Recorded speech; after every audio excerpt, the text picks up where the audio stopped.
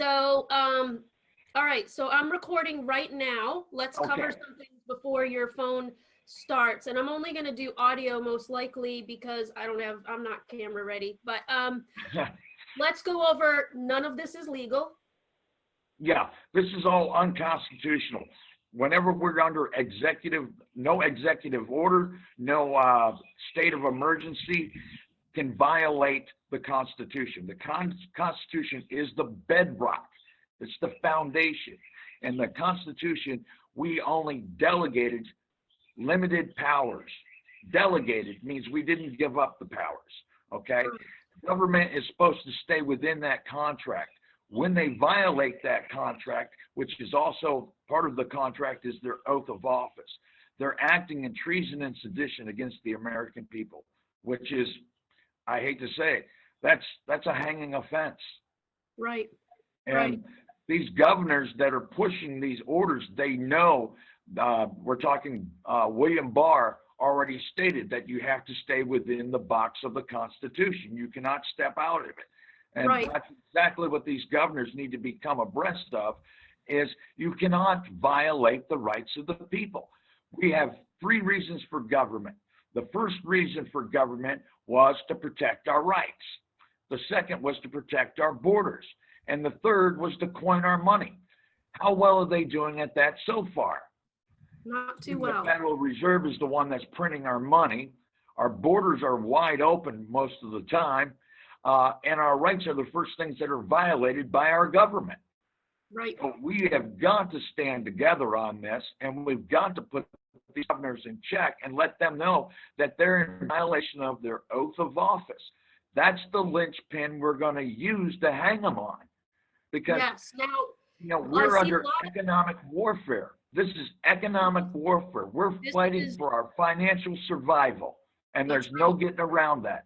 The whole scamdemic was a Trojan horse that was brought in here that is created. It opened up the doors to us willingly and foolishly closing down our businesses. They can request that we close our businesses, but they cannot force us to close our businesses. That is totally unlawful. Exactly. And that leads me to my next point about, I see people doing protests and saying, open up our businesses. But what makes me crazy is that it's like they're looking to a politician who doesn't have the authority or the power in the first place to create the lockdown, and then neither to enforce the lockdown. So it's the people that actually have the power, but they've been brainwashed to think they don't. They've been brainwashed to think the almighty politician or the almighty doctor or the almighty celebrity or they're looking for a hero when they are the actual heroes that can open up this country by simply saying, this is illegal. The Constitution protects me because it is of the people, not of the politicians, and the sheriffs work for the people. The sheriffs do not answer to any president, to any governor. The sheriffs can literally arrest these corrupt politicians that are doing this enforcement out of pure ego and ignorance, and probably some blackmail. It's absolute arrogance, and somebody else has got to be paying these politicians, is what I'm saying. We know who that is. Yeah, we're looking at Gates Foundation, all these, Soros. I mean, I'm not going to get into that nonsense right now. Where my point is on all of this, quite seriously, is the sheriff is there to protect the people, as you just stated, and he needs to follow his oath of office, and he can arrest anybody. I don't care if it's the health inspector. When you have a license, to be a barber or what have you, you're not violating your license by standing up and opening your business. I mean, a violation of the health code or something like that may be these are the only reasons you can sit there and say, well, we're going to take away your license. No, you can't do it. Read your contract. When you got that license, what does it say in there? Does it say under a scamdemic that they can take your license? No. Can you be arrested for opening up? There's no authority there to arrest anybody. People are very confused and with what's law and what's not law. Yeah, this is color of law. And to act under color of law, once it's been recognized and it's been pointed out as color of law, it's a felony to proceed forward with it. How many Whoa. people realize that? It is an absolute felony. Meaning the governors, the police officers, anybody that tries to enforce it, it is an absolute felony against them and not the business owner. That's correct. Wow. And as we were talking earlier in our conversation about what happened in Dallas with Shelley out there, okay? If I would have, she had a bar attorney. That was the number one problem right there. She needed assistance of counsel, somebody who learned in the law. And I've got over 30,000 hours study in history and law. I've got over 100 courtroom appearances, and I have yet to lose a case. I've put judges, prosecutors, and law enforcement officers behind prison walls. So I don't play around. I go in there, and I have had bailiffs, literally, when I've spoke to a bailiff beforehand and let them know that if the judge violates my rights or my client's rights, to arrest him immediately. And if he doesn't, he's acting in collusion with the judge. So I've actually had bailiffs go up to the stand and put the judge in handcuffs. Nice. I've never had a governor arrested before, but I guarantee you if we get the right sheriff and he comes into his county or the county that the governor's in, the capital, we can send the sheriff to go arrest them, because once you violate your oath of office, that seat is now vacant, in my opinion. That's right. And you get back to what you would have said to with Shelley's Shelley's case up there in Dallas. Okay. For instance, if I would have been the assistance of counsel for her, I would have had the judge, the moment he stepped out of line, I would have had him arrested immediately by the bailiff. And with the judgment that he made, yeah, he's dishonoring his oath. Yep. I would have had him arrested right then and there and brought before the closest magistrate, because I believe in due process, and he wouldn't have gone to jail immediately. He would have been brought before a judge, and we would have gotten the charges. Hold that thought. Hold on. 2, 1, go ahead. Okay, the judge was acting outside of his oath of office, and a judge is supposed to be a disinterested party. And when he's up there and he's bloviating and not listening, he was not a disinterested party. And he didn't care about what his oath of office was. He didn't care about the rights of the woman standing in front of him. And at that point is where I would have, if I was in that courtroom, I would have demanded that the bailiff arrest him immediately. Now, let's say the bailiff didn't do that. What's going on right now with the case, the way I see it, because she's charged with a crime, blah, blah, blah. The thing is, it's a void judgment, and that's what needs to be filed. It doesn't go to the appeals court. It goes down as a void judgment. And then on top of that, he needs to be held accountable, not only in his official capacity, because he was on the bench and he's got a indemnity bond. So the bonding company needs to pay her the indemnity bond, and he needs to be sued in his private capacity. That's the way it goes. Yeah. And we need to take that judge for everything he's worth, including his dirty socks and underwear, and leave him off on the side of the street. Yep. He's a scumbag, in my opinion, and he is not fit to be in office. I agree. Now, let's talk about some of the other questions that people are coming up with, such as, well, what if my business license gets taken away, or I'm afraid to open, or this 25% rule? Now, you and I know it's all garbage because it goes against the Constitution, and people correct default to the Constitution. Our forefathers fought and died fighting for it. They didn't die in their comfy little beds, of old age. They died fighting. Lots correct of people died fighting for this very moment, for our freedom to listen to this video, this audio right now. They died for your freedom to have a choice to stand up against these tyrants. So what do you say to people that are scared, that are on the edge, the business owners? What do you say? Well, what I've been doing, and there's probably over 10,000 businesses that have opened on my say-so alone, because I fill them with confidence and they know that I will answer the phone 24/7 and be there for them. And I give them my personal number. That's what they were like, I can't believe I'm talking. I thought this was a joke. No, I am putting my number out there because I'm fighting for you, and I'm going to speak to anybody that comes into your shop, and I'm going to talk to the police officer or whoever's trying to shut you down, and I'm going to make them aware that by violating their oath, that they're now can be sued in their private capacity, and I will hold their feet to the fire if they issue a citation to them or try to arrest them. I will hold their feet to the fire, and I will sue them in the private capacity. And as I said, I will take them for everything they're worth, including their dirty underwear. I will not tolerate them violating their oath and going after these business owners that are trying to fight poverty.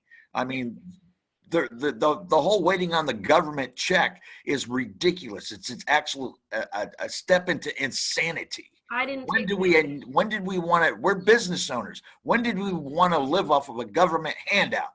I did not take that bait, because that is the domino effect towards communism, and I'm not going there. I'm not taking that bait. I know a lot of people will, and shame on them, and God help them when they're in the position that they realize they're in. But it sounds like a lot of business owners, I mean, look at Shelly. She's made almost $500,000. She's got the support Right. of everybody for the next 10 years. Her salon is going to be full. I'll travel to Texas just to get my hair cut by her. So she's all set. And if a lot of business owners would stop sitting in fear and realize, I might be able to own the house of the police officer that tries to come and arrest me. I might be able to get a GoFundMe. I'm gonna have support of patriots, because let me tell you something, folks. Americans have been quiet. Patriotic Americans have been quiet. But guess what they call us? They call us the sleeping giant. And that giant has opened one eye so far, and he's still laying there, but he's watching this, and that giant will rise up like nothing you've ever seen before. Do not wait on your governors to give you to repeal an illegal order. Do not wait on your mayors, your police chiefs, even your sheriff. If your sheriff is not doing his duty to the people, the sheriff is elected by the people. Again, he does not answer to a president. He does not answer to a governor. He does not answer to anybody but us. We, the people, have the power. You have the power. Every one of us. Turn off the goddamn TV, turn off the internet, open your business, create communities where you can have power amongst yourselves, and take back your freedom. Absolutely. I've got lawful paperwork where I'm sending to these business owners, especially the salons that are opening up and the tanning booths and the gyms. I'm sending them things that they can put on their doors where nobody has to wear a mask. They hand them out to all their clients. Go ahead. We're going to put that on our website when we hang up on this interview. It's going to be available at ssbamerica.com under the section printouts. Put those on your doors, put those on your windows, put them in your car, put them in your pocket, pass them around. Yeah, pass them to your clientele when they come in the door. To make them feel better, everything about them not having to wear masks if they want to wear, whatever. But SSB stands for Support Small Business America. ssbamerica.com. Get your printouts. Rick's information is on the website. I'll put it front and center on the sidebar.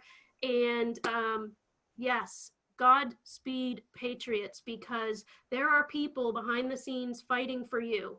And I tell you what, if I had a brick and mortar business, it would be, not only would it be open, and not only might I go to jail, but it would be Patriot headquarters to get you this information. I guarantee you. So We're And we're here. definitely under attack right now. The world is under attack. Yeah. The whole world is under attack. And if you don't know why, you can come to me separately and I will tell you why. But this is a global attack. They have been planning for this for hundreds of years. They have ramped it up in the past 50 years. This is the beginning of their big attack. And if we don't fight now, it could be too late. So stand up, Amen. check your what and get in the fight. Get in the fight or it's over. Yeah, we got to stand together, and collectively we are a dangerous unit. And There's 8 billion humans on the planet, 8 billion against 1,000 globalists, 8 billion banding together and joining sites like coordinatedcitizen.com or getting on each other's email lists, or, getting off of Facebook and getting off of Twitter and YouTube where the globalists own that. They're censoring that. They're going to kill our accounts next. They've already hacked my webpage, as we've discussed before. Yep. And it's very hard for people unless I send them the direct link to find my Facebook page. Yep. So yeah, I know I'm being targeted quite a bit. Yep. And I've had issues with my cell phone. I've had issues with my computers. I mean, I've got 6 laptops rolling most of the time. I just happen to be outside so I can smoke my cigar and drink my coffee while I'm trying to take care of trying to yourself. help We people. need you. We need you. Take care of yourself and keep doing the hard work with the Sheriff's Foundation and the Oath Keepers, and let's keep us all connected and going. And is there anything else that you want? Oh, tell us where they can find your GoFundMe so that you can keep fighting this battle. That's always a good question, Hartley. I'll link to it on the SSB America. I've got it, and I'll make sure people have access to it so they can support you and everyone that you're working with behind the scenes. So Yeah, if you can put out my email address, if they have a non-emergency call, Yep. and they just need information, it would be a lot easier on me because Absolutely. you know me already. I will end a interview immediately to answer a phone call, because if somebody's in need and I need to talk down a sheriff's deputy or what have you, I need to be right there immediately, because I tell people to put me on speed dial and I will be there for them.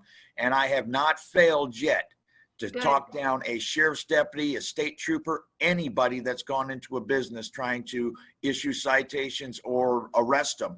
I've gotten them to apologize and walk out of the business when they realize that I will hold them to their oath of office and sue them in their private capacity and take everything they own, including their dirty socks and underwear. They usually walk out and say, well, Mr. Martin, thanks. And they've been polite. They've actually been polite after they spoke with me. And I tell the business owners, just say, I have the right to be questioned with my assistance of counsel present, but he's in Texas, so I got him on speed dial. Here he is. That's right. That's all they've been doing, and it's been working wonderfully. That's right. We have not failed once. That's right. Yes, God bless you. Thank you for this time. And everybody can go to the ssbamerica.com. We will have Rick's contact info, his email, his phone number, his GoFundMe, and let's all do this together. Thank you very much, Rick. You're quite welcome. You guys take care, and God bless.